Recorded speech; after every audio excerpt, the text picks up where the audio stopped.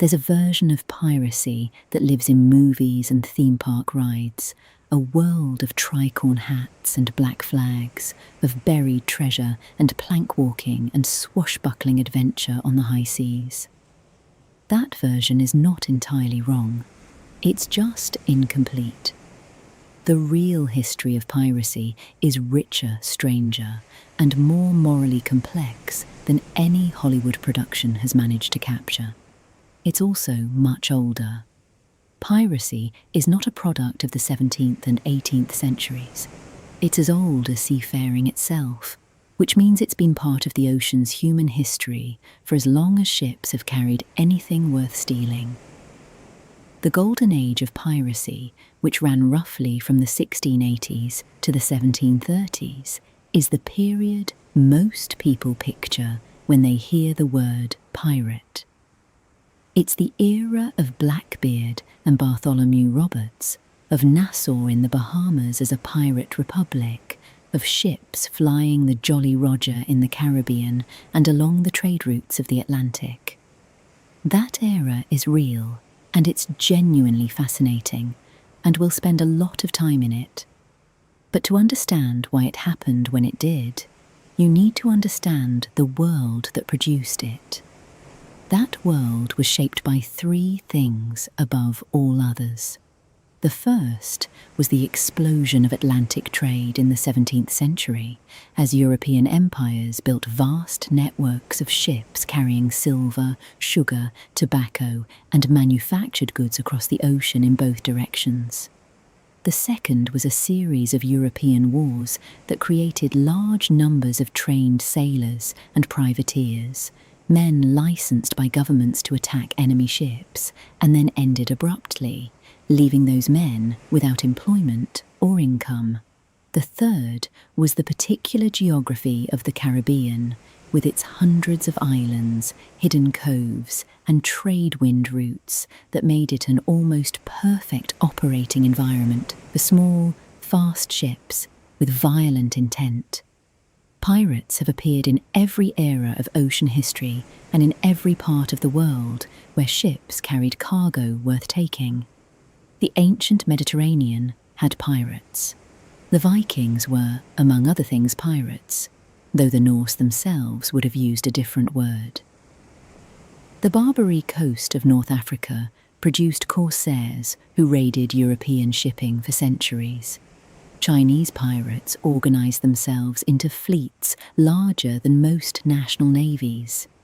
Japanese pirates called Waiko terrorized the shipping lanes of East Asia for hundreds of years. Piracy is not a quirk of one time or one place. It's a persistent feature of the ocean wherever trade flows and enforcement is weak.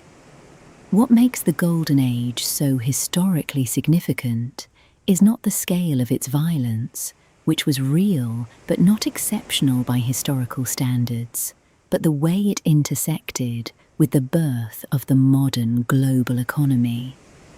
The pirates of the Caribbean were not simply robbers at sea. They were, in many cases, former employees of that global economy who had been discarded by it, turned against it, and developed within their ships an alternative social structure that was, by the standards of the era, surprisingly democratic. Understanding them means understanding something about the tensions built into the early modern world. Piracy also raises questions that go beyond history and into political philosophy. When does violence at sea become legitimate? Who has the right to decide what ships can sail where? The pirates of the Caribbean didn't ask those questions in those terms, but their existence forced the governments and trading companies of Europe to answer them.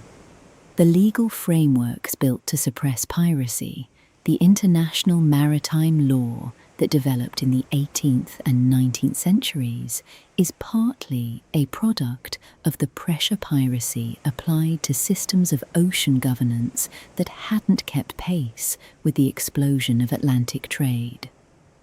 That tension between freedom and violence, between the romance of the outlaw and the reality of the harm they caused is what makes piracy enduringly interesting as a subject of history. Understanding the Golden Age also means understanding that the word pirate was itself a legal and political construction as much as a description of behaviour. The same man doing the same things could be a privateer or a pirate, depending on whether his government was currently at war with the government of the ship he was attacking. That ambiguity shaped the entire era. To understand where the pirates of the Golden Age came from, you have to understand privateering, which is essentially state-sponsored piracy with paperwork. A privateer was a private ship captain who had been issued a letter of marque by a government, giving them legal permission to attack and capture the ships of enemy nations during wartime. The distinction between a privateer and a pirate was, in theory, clear. A privateer had government authorization. A pirate didn't. In practice, the line was blurry enough to be almost meaningless, and many of the most famous pirates of the Golden Age began their careers as perfectly legitimate privateers. England, France, and the Netherlands used privateers extensively during the 17th century as a way of harassing Spanish shipping without committing to open war. Spain had built its Atlantic empire on the silver and gold extracted from its American colonies, and that wealth flowed back to Spain in a regular convoy system, the flota, that made Spanish treasure ships a target of enormous appeal. English privateers, like Francis Drake, had been attacking Spanish shipping since the 1570s with the unofficial blessing of the Crown, a practice that enriched both the privateers and, through a share of the proceeds, the English government.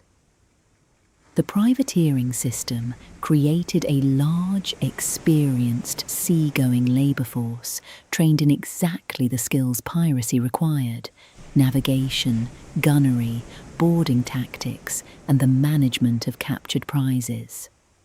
When the major European wars of the late 17th century ended, particularly the War of the Spanish Succession, which concluded in 1713, those men found themselves suddenly unemployed. The governments that had licensed and encouraged them during wartime had no further use for them in peacetime. The ships were laid up, the letters of marque were revoked, and tens of thousands of experienced sailors were turned loose with no income, no prospects, and a very specific set of skills that were difficult to apply to any legitimate occupation. Many of them went to the Caribbean, where the infrastructure of Atlantic trade was concentrated, and where the enforcement of maritime law was, to put it charitably, inconsistent.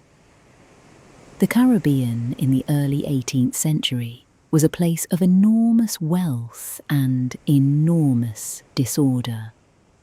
The plantation economies of the islands were producing sugar, tobacco, and other commodities that made their way back to Europe on ships carrying cash and goods in both directions.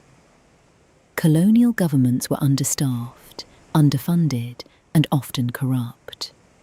Royal Navy presence was limited, and scattered among hundreds of islands were any number of remote anchorages where a ship could be careened, repaired, and re-provisioned without attracting official attention.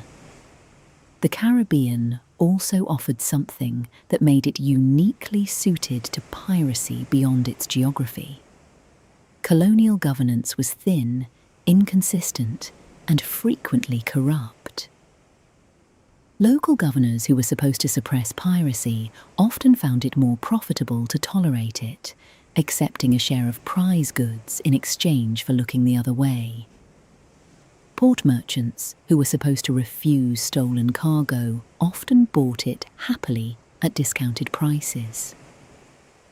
Piracy in the Caribbean survived not despite the colonial establishment, but in many cases with its quiet cooperation, and ending it required cleaning up a system of low-level corruption that ran from the docks to the governor's house. Into this environment came the men who would become the pirates of the Golden Age, carrying with them the navigation charts, the gunnery skills, and the organisational knowledge of the privateer trade, but now working for themselves rather than for any government. The transition from privateer to pirate was, for many of them, a small step rather than a dramatic reinvention. They were already at sea, already armed, already practiced at taking ships. The only thing that had changed was the piece of paper in the captain's cabin. The career of Henry Morgan illustrates how thin that line really was. Morgan attacked and sacked the city of Panama in 1671, one of the most audacious military operations in Caribbean history, did so under a letter of marque from the governor of Jamaica, and ended up not hanged but knighted and appointed lieutenant governor of Jamaica. Whether he was a pirate or a privateer depended entirely on which side of a peace treaty his activities fell on. The pirate ships of the Golden Age were not the massive galleons of popular imagination. They were, for the most part, small and fast, designed for speed and manoeuvrability rather than cargo capacity or firepower. The most common pirate vessel was the sloop, a single-masted ship of perhaps 50 to 100 tons that could be sailed by a small crew, operated in shallow coastal waters, and outrun most of the merchant ships it was likely to encounter. Speed was the pirate's most important tactical asset. A faster ship could choose whether to engage or escape, and that freedom of choice was everything. Piracy in the Golden Age worked on psychology as much as it worked on violence. A pirate crew attacking a merchant vessel was almost always outnumbered by the merchant crew and outgunned by any naval escort. What they had instead was reputation. A ship that raised the Jolly Roger, the skull and crossbones flag that became the symbol of piracy in this period, was broadcasting a very specific message. Surrender now, and you'll be treated reasonably. Resist, and things will go badly for you. The flag was a negotiating tool as much as a threat, and it worked because the alternatives were genuinely frightening. Different pirate captains flew different versions of the black flag. Blackbeard's flag reportedly showed a skeleton holding an hourglass and a spear pointing at a bleeding heart. Bartholomew Roberts flew a figure of himself standing on two skulls. These were not random designs. They were carefully constructed signals meant to communicate the captain's reputation and intentions to the captains of ships that encountered them. The flag was, in a sense, a brand, and in a world without radio or telegraph, the visual vocabulary of piracy was one of the few ways a pirate crew could communicate across the water before coming within hailing distance. Life aboard a pirate ship was governed by articles, a written set of rules that every crew member signed before the voyage. These articles covered the distribution of prize money, the compensation for injuries sustained in battle, the rules of conduct on board, and the process for resolving disputes. They were, in essence, a contract between the crew and the captain. What's striking about them is how democratic they were by the standards of the era. On most pirate ships, the crew voted on major decisions, including where to sail, whether to attack a particular target, and whether to replace a captain who had lost the crew's confidence. This internal democracy stood in sharp contrast to the conditions aboard the naval and merchant ships from which many pirates had come. Naval life in the early 18th century was brutal by almost any measure. Discipline was enforced by flogging. Pay was irregular and often withheld. Officers could be arbitrary and violent. The mortality rate from disease, accident and combat was genuinely appalling. When sailors deserted to pirate crews, they were frequently not running towards something lawless, but away from something worse. The diet and health conditions aboard pirate ships weren't dramatically better than those aboard naval or merchant vessels. Scurvy, caused by a lack of vitamin C, was a constant threat on any long ocean voyage in this era, and pirates were no exception. Fresh water spoiled quickly in tropical heat. Meat was preserved in salt and was frequently rancid by the time it was eaten. The romantic image of the pirate life didn't include a great deal of fresh fruit, and the mortality from disease on pirate ships was probably comparable to or higher than on naval vessels, though the records are too sparse to be precise. The articles that governed pirate ships also addressed something the legitimate maritime world rarely did: compensation for injury. Many pirate articles included specific schedules of payment for crew members who lost limbs or eyes in battle, a form of disability insurance that existed nowhere in legitimate seafaring at the time. A pirate who lost his right arm in battle might receive 600 pieces of 8. One who lost an eye received 100. These weren't generous amounts by modern standards, but they represented a recognition of the crew members' contribution and the risks they'd taken that had no equivalent aboard a naval or merchant vessel of the same era. No figure in the history of piracy has cast a longer shadow than Edward Teach, known to his contemporaries and to history as Blackbeard. He was active for only about 2 years, from 1716 to 1718, and in that short time he became the most feared pirate in the Atlantic world and established a reputation that has never entirely faded.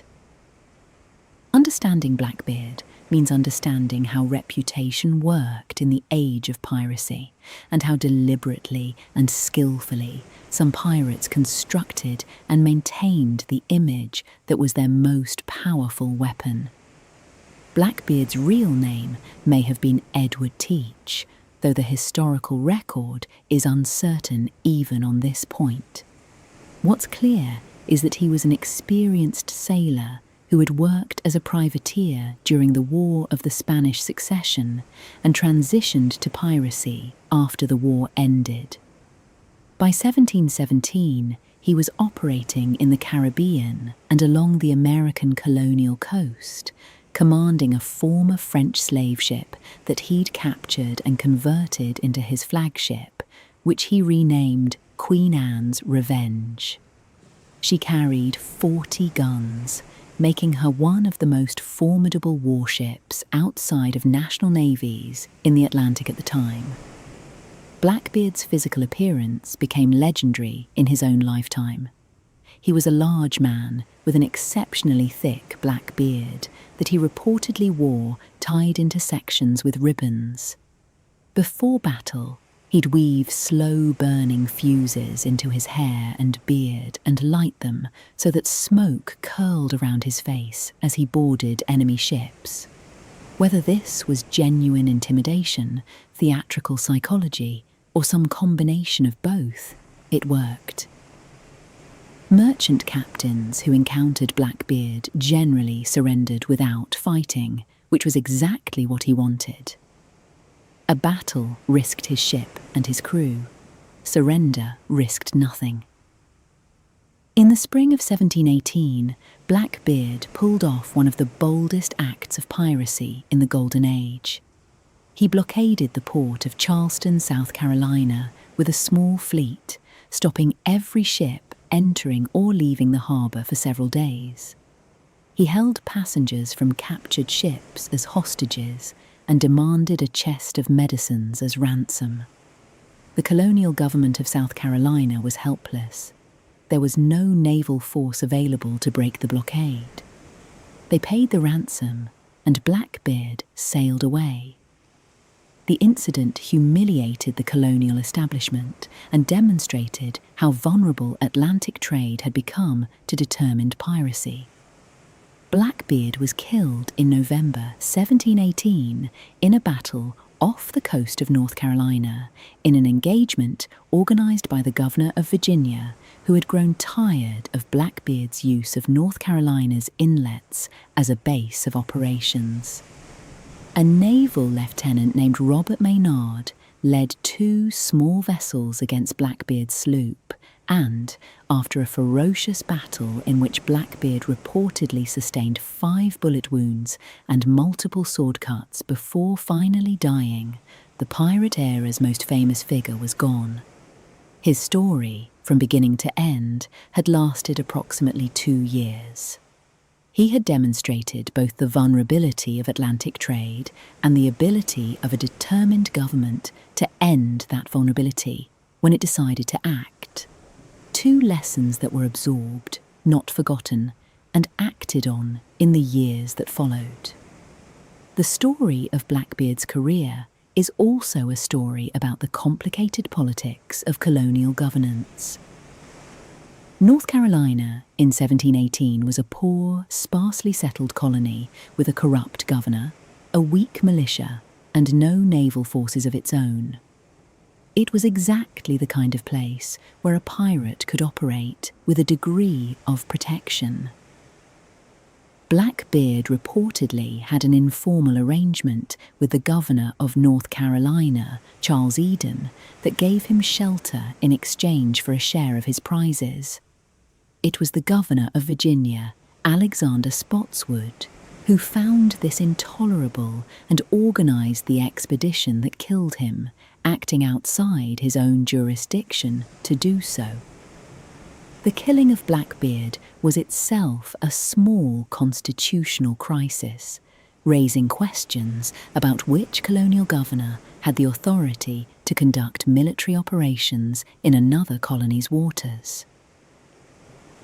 The most successful pirate of the Golden Age wasn't Blackbeard. By almost any measure, ships taken, distance covered, prize money accumulated, length of career, that title belongs to Bartholomew Roberts, known as Black Bart, who operated from 1719 to 1722 and captured an estimated 400 ships in less than 3 years. He's less famous than Blackbeard, largely because his story has fewer dramatic theatrical elements and more straightforward, relentless competence, which makes for a less cinematic narrative but a more remarkable historical record. Roberts was Welsh, and he came to piracy later in life than most, having been a legitimate merchant sailor well into his 30s before his ship was captured by pirates in 1719. He was pressed into the pirate crew, apparently without much resistance, and within weeks had so impressed the crew with his navigational skill and his leadership that when the captain was killed in a raid, the crew voted Roberts into command. He accepted the position with a remark that has been quoted ever since, that it was better to be a commander than a common man, and since an honest service offered nothing but low wages and hard labour, a merry life and a short one would have to do. Roberts operated across an enormous geographic range, from the Caribbean to the coast of West Africa to the waters off Brazil. He took ships from almost every European maritime nation. He attacked ports directly, burning ships at anchor when he couldn't take them as prizes.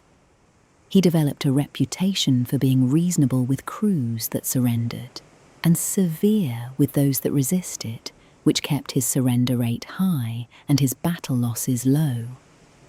His articles, the written rules of his ship, survive and are among the most detailed documents we have of how pirate ships actually governed themselves. His articles give a clear picture of life aboard a well-run pirate vessel. Every man had a vote in major decisions. The captain and the quartermaster got a larger share of prize money than ordinary crew, but not dramatically more. Gambling was prohibited. Lights had to be out by 8 in the evening, though men who wanted to keep drinking after that could do so on deck. Any man who deserted before a prize was taken would be marooned or executed. These weren't the rules of an anarchic mob.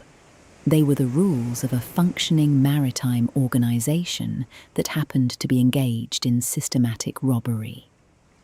Roberts's career also illustrates something important about the economics of the Golden Age at its peak.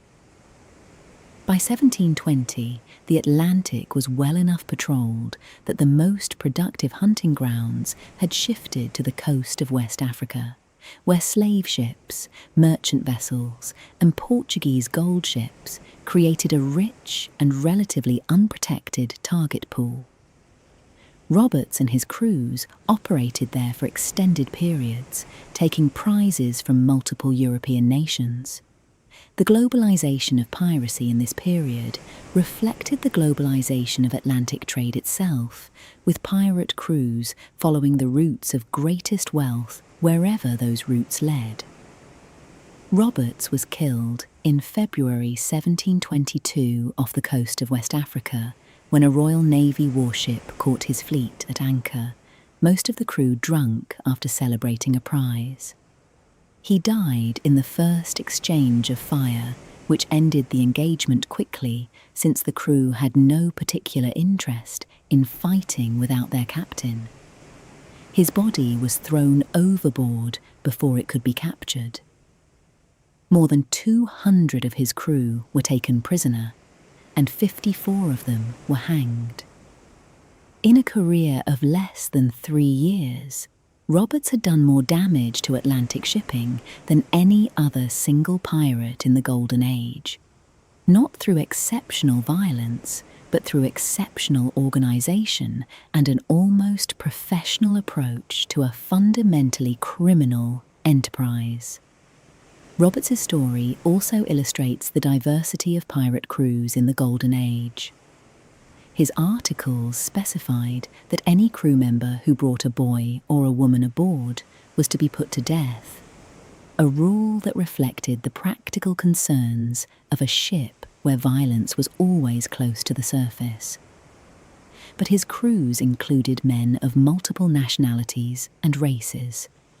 Enslaved Africans, taken from slave ships, sometimes joined pirate crews willingly, and some rose to positions of genuine responsibility. The pirate ship wasn't an egalitarian paradise, but it was in some respects more open to men of different backgrounds than the strictly hierarchical world of legitimate seafaring. The story of piracy is not exclusively a story about men. Anne Bonny and Mary Read are the two most famous female pirates of the Golden Age, and their stories have attracted attention ever since, though the historical record is thin enough that separating fact from legend requires caution. What is documented is that both women sailed with the pirate Calico Jack Rackham in 1720, that both were discovered to be women when the crew was captured, and that both were tried for piracy in Jamaica. Anne Bonny was reportedly born in Ireland and raised in South Carolina, where her father had become a successful planter. She married a small-time sailor named James Bonny against her father's wishes, which led to her being cut off from the family money. She met Calico Jack in Nassau and joined his crew. Mary Read's origin story is even more tangled.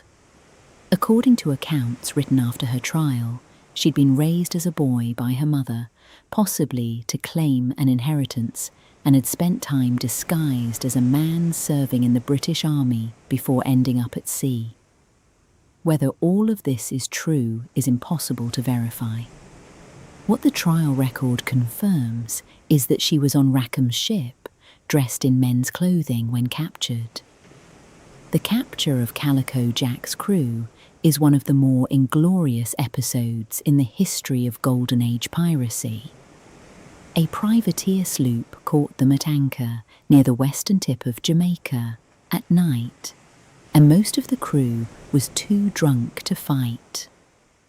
The accounts of the trial record that Bonnie and Red, along with one other crew member, were the only ones who actually came up on deck to defend the ship.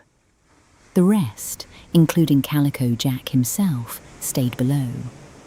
Rackham and most of his crew were hanged.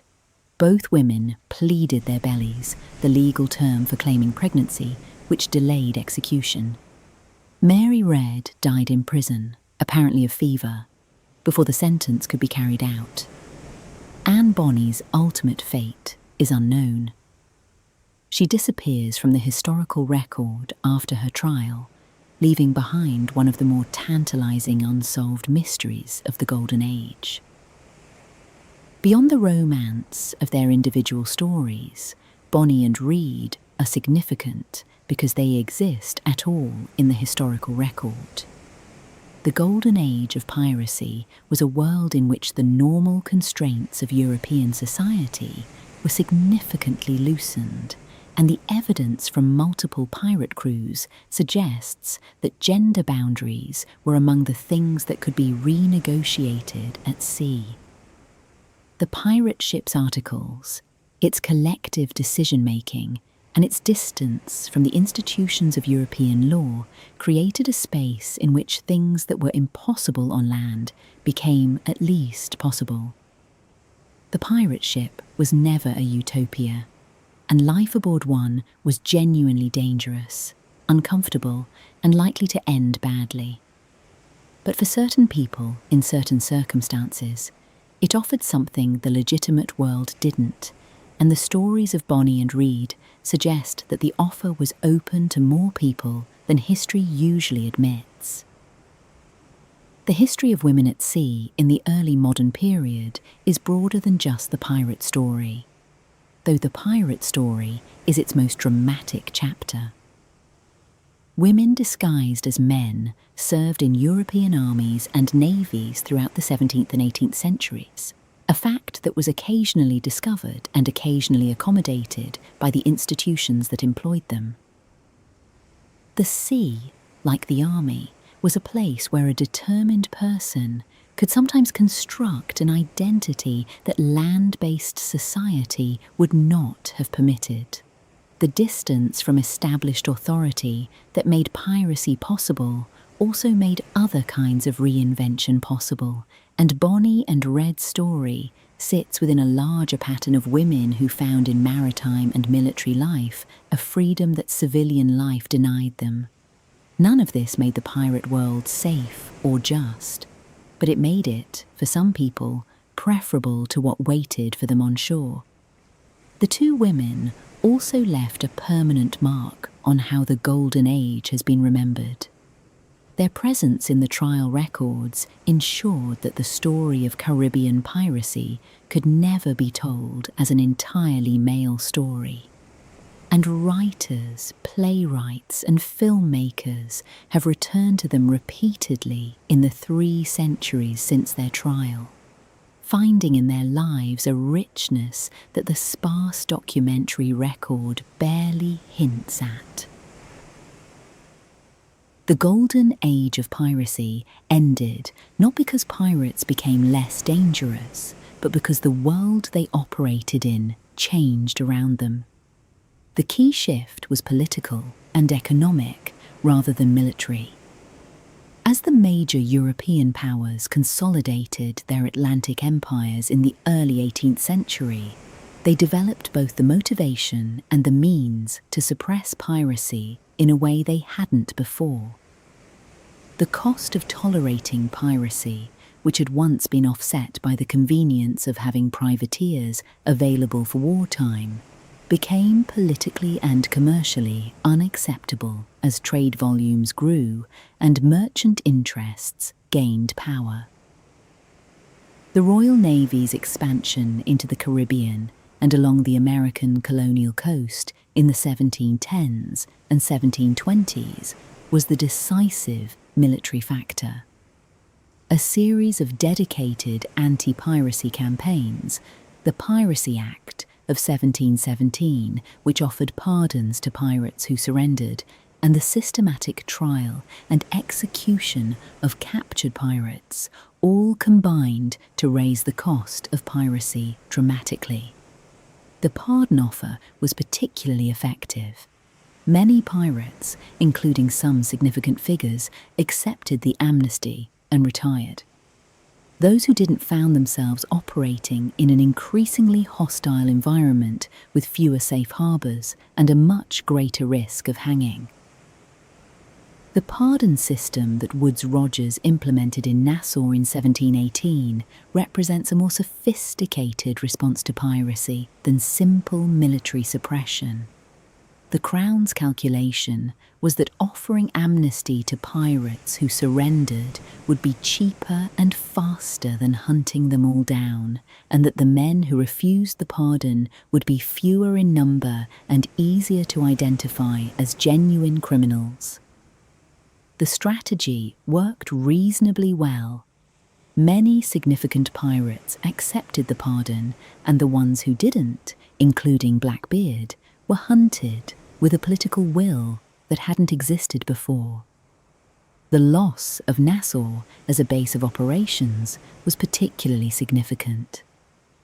Nassau in the Bahamas had functioned as something close to a pirate republic in the early 18th century.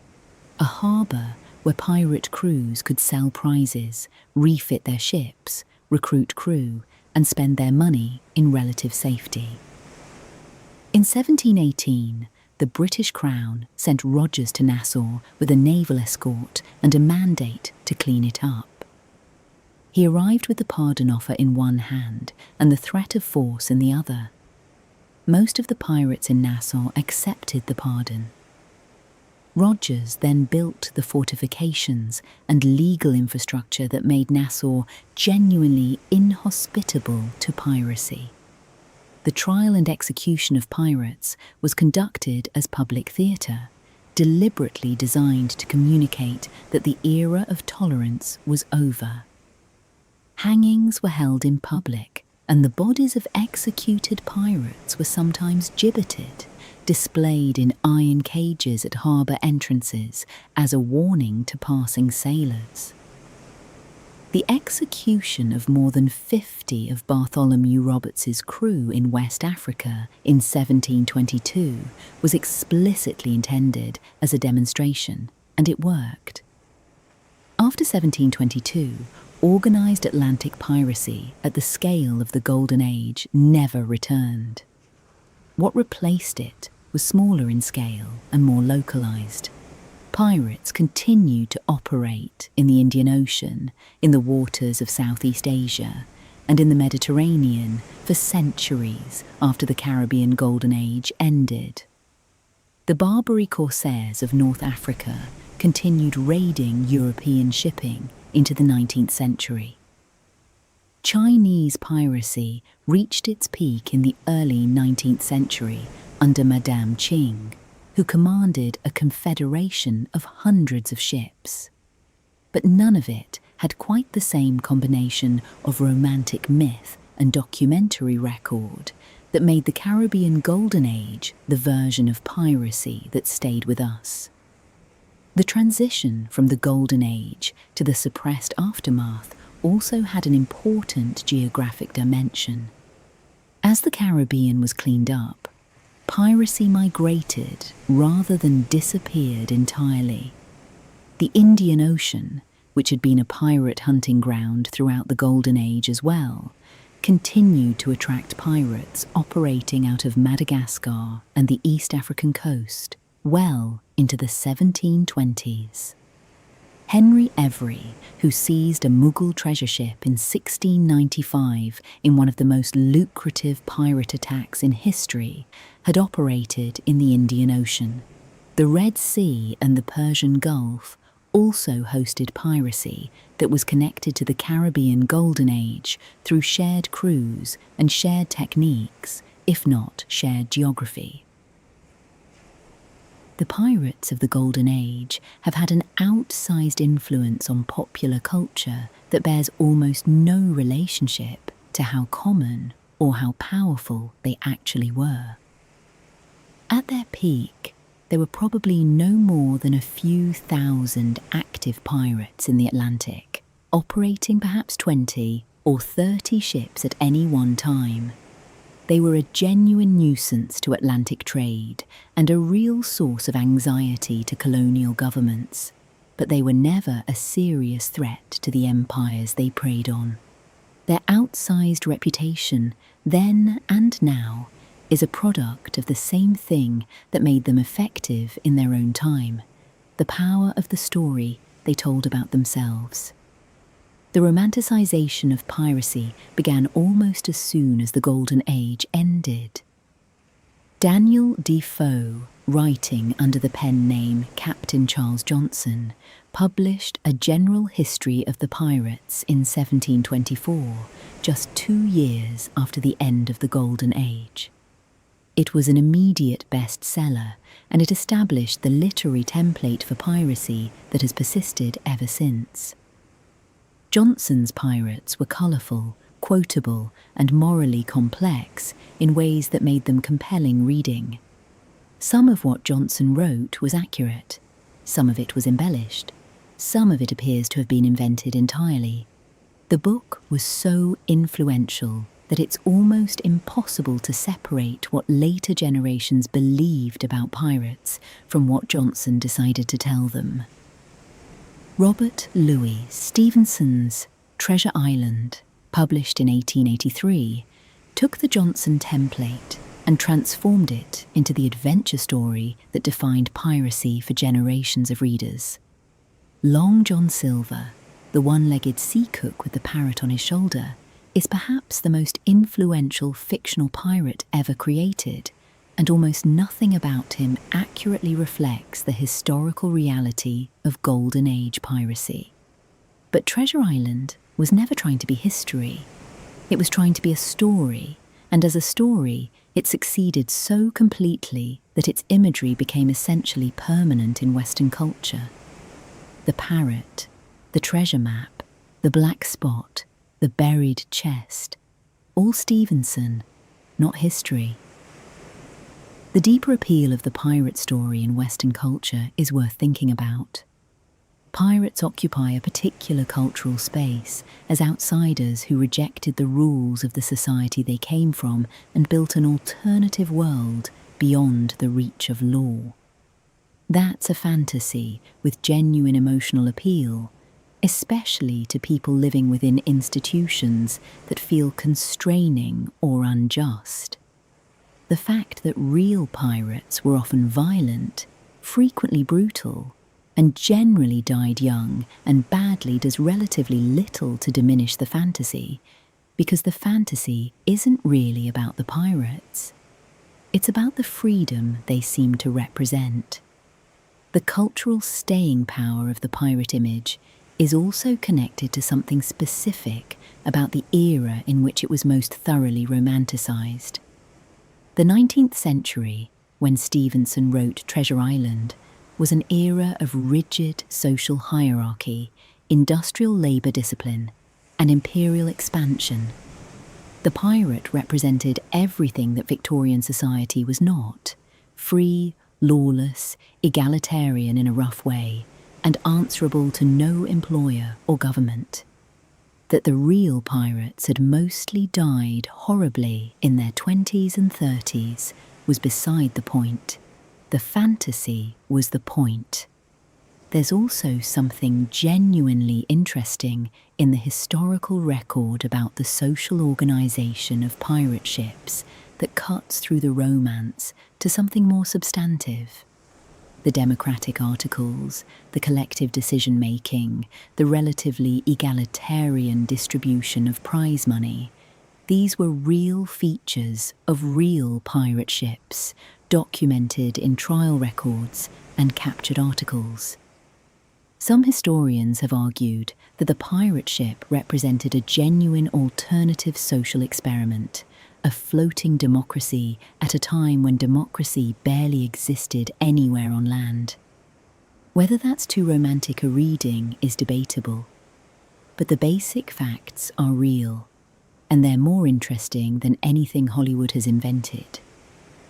What the historical record of the Golden Age actually offers, if you read it carefully, is something more interesting than either pure romance or pure villainy. It offers a window into the lives of ordinary men at the bottom of the 18th century maritime world. Men who were expendable to the economic system that employed them and who responded to that expendability in the most dramatic way available. The pirate ship was an imperfect and violent solution to a real problem. Piracy still exists. That's worth saying clearly, because the Golden Age framing can make it feel like a closed chapter of history rather than an ongoing reality.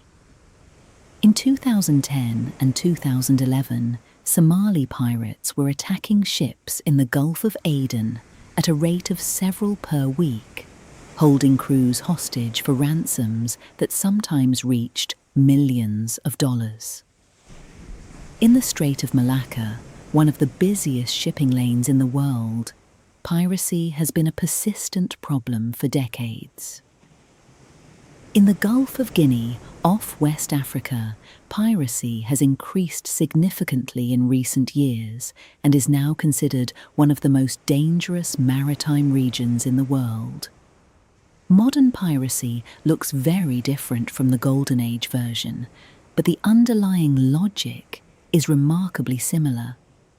It emerges in places where trade routes concentrate wealth, where state authority over the sea is weak or absent, and where economic conditions push people toward high-risk criminal activity as an alternative to poverty.